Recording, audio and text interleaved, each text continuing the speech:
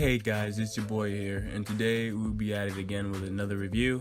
And today we will be reviewing Grounded, and specifically saying that we're only going to go over the game preview because the game is expected to be officially released on 2021. So since that has been said, let's get it into this review. So this game is a survival game developed by Obsidian Entertainment and published by the Xbox Game Studios. So plot-wise, it is set in the year 1990s. The story follows a group of teens who must unravel the mysteries behind why they have been shrunk to size of ants and stuff. But to me, in my opinion, it felt like a letdown because I feel that in the very end, hopefully they'll go back to normal size. But in some way I'm kind of conflicted because it's a survival game and you need to literally keep on surviving in shrink size. So I really don't know about it, but there it is. But other than that, it can be played either first person or third person. And of course the protagonist is shrunk into size of ants and you must strive and survive in the backyard. So you need to consume an adequate amount of food and water,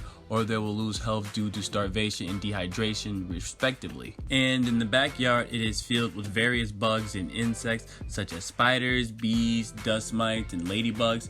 Different insects serve different purposes in the game. For instance, spiders are one of the game's apex predators that will hunt you down, and they are brutal, and I mean very brutal, yo. And when I mean they will hunt your ass down, they will hunt you down. They will not rest until you are dead. Other than that, ladybugs can lead players to food sources, and aphids can be cooked and consumed for food.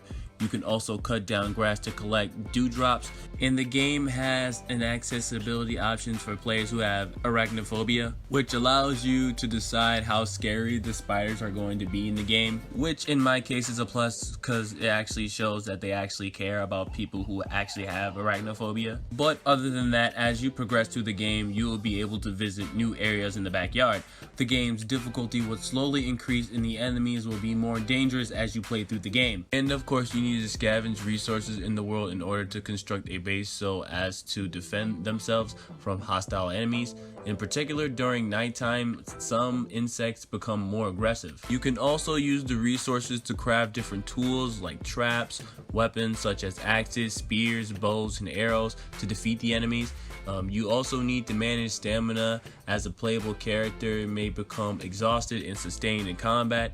And obviously you can play by yourself or you could play with 4 of your friends. And luckily for me, I actually had like 2 other people to play with me, and surprisingly, when I was playing with my friends, I did not lag at all. Everything was just super smooth. And I did encounter some glitches in some cases, but it wasn't game breaking or anything. Most of the glitches were mostly funny glitches, so it didn't really bother me as much. And graphically, the game was fairly solid, and the environments that was set into this game was very fantastic because it made me adapt to different situations. For example, it turned to 0 to 100 real quick when I was trying to find some food, and I ended up finding a spider nest instead. So I definitely like the what if factor, so technically almost anything happened while you're playing this game. Even though I got my ass slaughtered in the game, I definitely respect it for what the game is. So with that being said, let's hop on to the overview. So on the positive side of things, the overall gameplay was lit. I like how they have various bugs and insects in the game.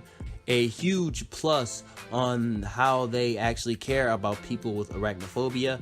The game is definitely challenging the further you play the game. The crafting mechanic is definitely okay. The multiplayer was fantastical. Graphically, the game was fairly okay, and the environments was just amazing. And on the negative side of things, plot-wise, the plot is there, but to me, it just wasn't enough. It's just a personal preference of mine, and it does have glitches in the game.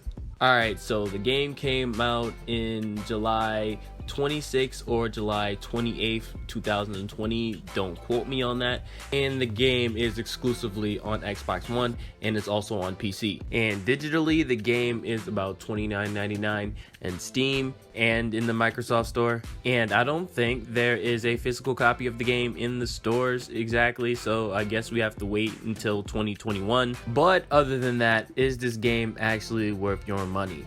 In my case, I would say that it is worth your money, but the fact that it's only a game preview and it's not the full game, and we have to wait until the full game is in 2021, and technically it's in its beta stage. So with that being said, I highly advise you to wait until the price drops, or even trying to get the Game Pass to actually play the game and rent it technically. So yeah, that's technically the review. If you like the review, please don't forget to like, comment, and subscribe if you haven't already. I do reviews, videos, PvP matches, streams, and more. And if you haven't yet, please don't forget to follow me on my Facebook page and my Twitch account, because I stream on those platforms as well.